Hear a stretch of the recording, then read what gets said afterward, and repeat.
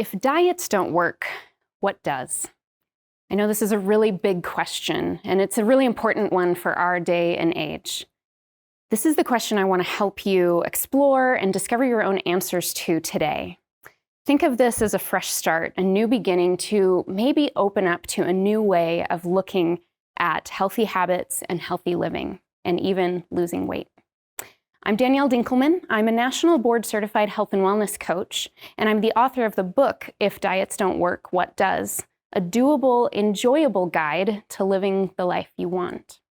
I'm so passionate about helping people leave the dieting culture, the dieting roller coaster, the yo-yo, all of that mess behind. There is a better way. There's a way that we can do this in sustainable, enjoyable steps.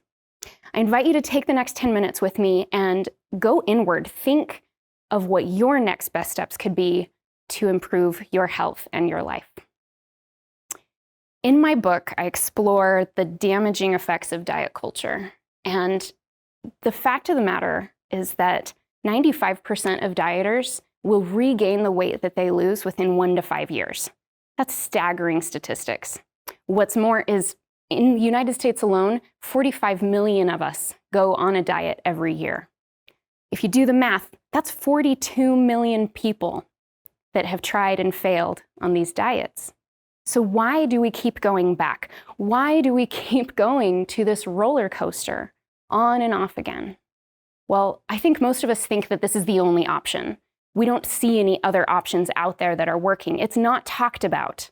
It's not in the media. But there is a lifestyle approach to this that we can take if we understand how to leave dieting behind and embrace a lifestyle approach to health and wellness. Here's the big picture.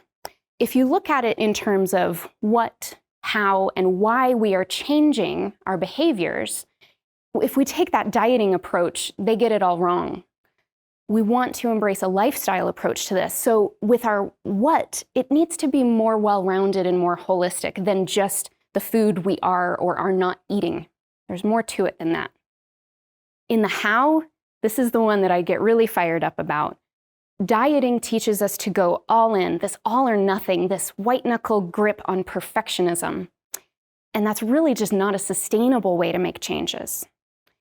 And then when we move to how, then when we move to why, it's really, in dieting, it's broad strokes. Everyone just is doing this. We're hopping on the next bandwagon so that we can lose the weight, so that we can get that before and after picture.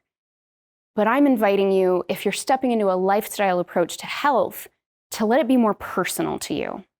We're going to dive into each of these a little bit more today. And again, listen to your intuition, listen to the ideas that come to you, because the answers and the next steps that come to your mind are going to be unique to you.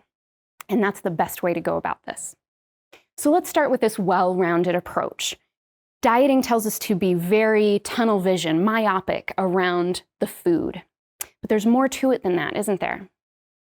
In my coaching practice and in my book, I discuss 5 main areas that we need to look at when we're trying to adopt a healthier lifestyle. It's more than just the food. It's, are we sleeping well? Yes, are we eating well? Are we moving more?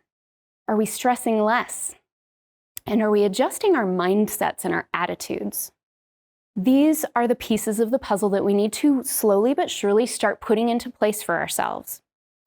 The well-rounded approach is so important. I've had clients come to me over these last 3 or 4 years that I've been coaching, and they say, Danielle, I'm eating perfectly. Why am I not losing weight? Well, as we work on these 5 aspects of rounding out their approach, over time and with consistency, as they create habits in each of these spaces, their body does start to respond.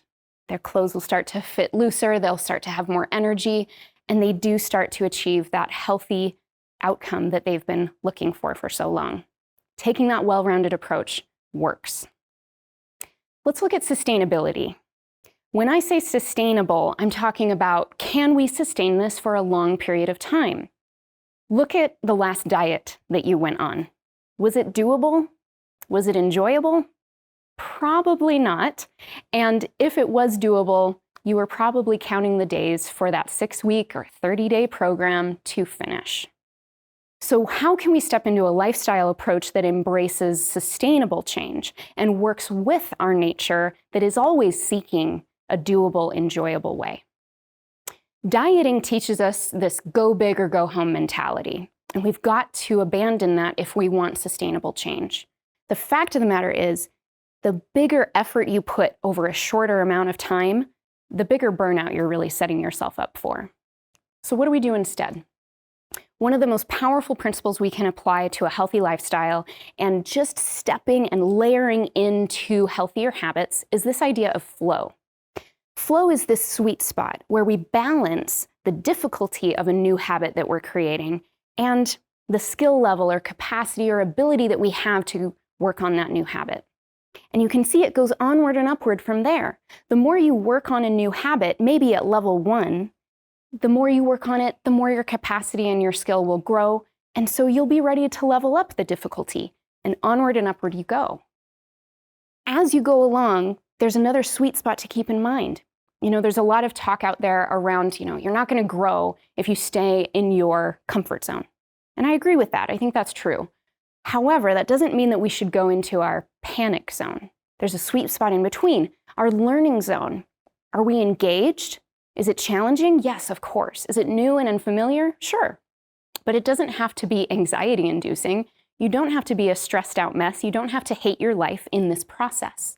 We're taking this a step at a time, one layer at a time, and each step can be doable and enjoyable. And that's the question that I want you to continually ask yourself as you're working on these new habits. How can you make this more doable? How can you make it more enjoyable? Make adjustments. Find your unique answers, because this is not a one-size-fits-all approach when we step into the lifestyle. All right, finally, let's look and re-examine our why. Diet culture is everywhere. It programs us, it influences our thoughts, our feelings, and our behavior. And if we're going to take this lifestyle approach to health, we need to let go of that white knuckle grip we have on that before and after picture, on that number on the scale.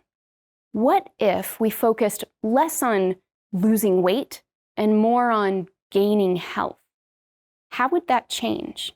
How more patient would you be with this process? Here's the thing. Health is not an end unto itself.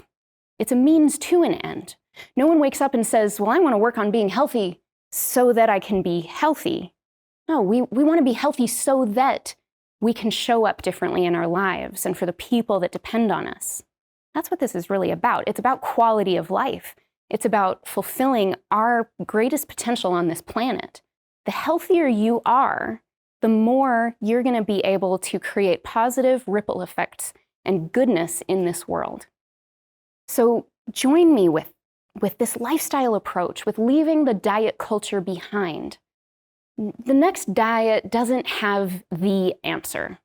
It's time for you to turn inward, take a common sense approach to a well-rounded, sustainable, enjoyable lifestyle, and do this in a way that works for you. Step by step, you can do this. Thank you.